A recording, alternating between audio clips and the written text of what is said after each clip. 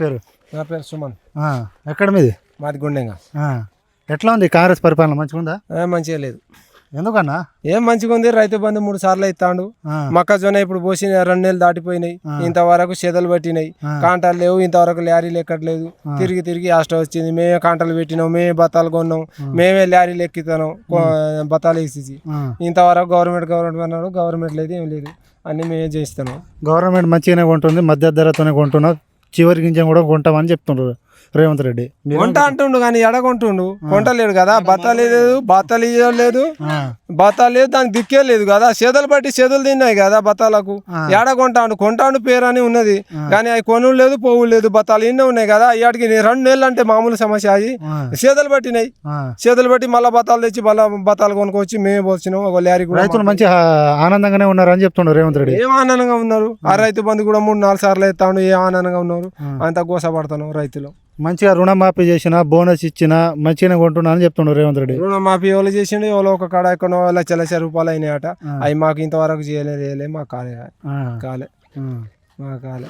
6 గ్యారెంటీలు అమలు అవుతుందా అన్న? 6 గ్యారెంటీ ఆడ ఒక రైతు బంధు ఇచ్చిండు, 2500 అని అవి ఇవ్వలే, 4000 పింఛన్ అని అవి కూడా ఇవ్వలే. ఏడైనా అని అవపడతలేవా? మాకు అవపడతానే ఉన్నాయి. మాకు అవన్నీ ఒకే అయితే మేము ఓకే అని చెప్పము. అబద్ధం ఎందుకు ఆడతాం?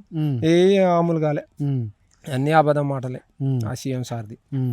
కేసీఆర్ ఉన్నప్పుడు రైతుల పట్ల ఏమేమి చేసిండు అన్న? కేసీఆర్ ఉన్నప్పుడు రైతు బీమా తెచ్చిండు, రైతు బంధు ఇచ్చిండు. ట్యాంకు ఇంట్లో కూర్చున్నా కానీ ట్యాంకు రైతు బంధు పడేది. ఈ జొన్నలు కూడా అప్పుడు కొన్నాడు కేసీఆర్, కానీ అంత ఇబ్బంది ఏం లేదు. ఎక్కడ పడితే అక్కడ మార్కెట్లో రేటు బట్టి, ఆ జొన్నల్ని బట్టి 200, 2300 బట్టి అట్లా అమ్ముకొని పైసలు పట్టుకొని ఆరాంగా వచ్చేది. ఇంత రిస్క్ లేదు ఇంతవరకు. ఇప్పుడు ఈయన కొందాం అన్నాడు, కొనకపోతే ఆ మార్కెట్లో కూడా అట్లా అమ్మిన మాగుండు. ఎవరు జిల్లాకు వాళ్ళు, ఎవరు మండలానికి వాళ్ళు అంటే అందరు పోసాం, గోసపడుతున్నాం జొన్నలకు. ఇంతవరకు పోవులేదు, ఏం లేదు. కేసీఆర్ ఉన్నప్పుడు మహారాజుగా అమ్ముకొచ్చేది, మహారాజుగా వచ్చేది. ఈయన ఎప్పటికీ లైన్లు కట్టిస్తాడు. మొక్కజొన్నకు లైనే, ఉరియా బతాకు లైనే, ఎక్కడ పడితే అక్కడ లైన్లో కట్టిస్తాడు. అనుకున్నారా ఇంత గోసపడతామని? అనుకోలేకనే ఓటేసినాం. ఇట్లా మార్పు కోసమే ఓటేస్తే ఇట్లా పరిస్థితి వచ్చింది. మార్పు పోయి ఇట్లా వచ్చింది.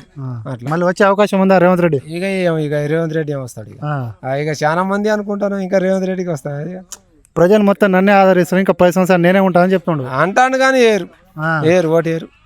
ఓటేస్తారు. ఇంకా ఆయన అనుకుంటే అవుతుందా? మీ ఎమ్మెల్యే ఎవరు ఇక్కడ? మా ఎమ్మెల్యే మురళి. ఎట్లా పనితీరు మంచిగా ఉందా? ఏం మంచిగా ఉంది. ప్రజలకు చూడలేదు, చూడలేదు. ఇక్కడ వానాలకు తడిచిపోతున్నాయి, చేతులు పట్టిపోతున్నాయి. చూడలేదు, ఈ కంటలు పెట్టి చూడలేదు, ఏం లేదు.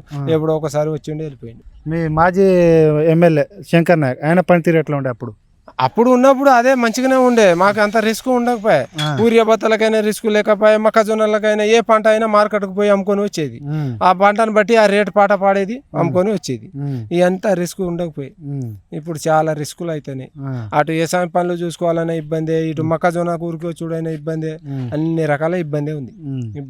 మళ్ళీ రైతుల పట్ల మంచిగా ఉండాలంటే, మంచిగా మేము బతకాలనుకుంటే ఎవరు వస్తే మంచిగా ఉంటుంది? మళ్ళీ కేసీఆర్ వస్తేనే మంచిగా ఉంటుంది. కేసీఆర్ వస్తేనే మంచిగా ఉంటుంది.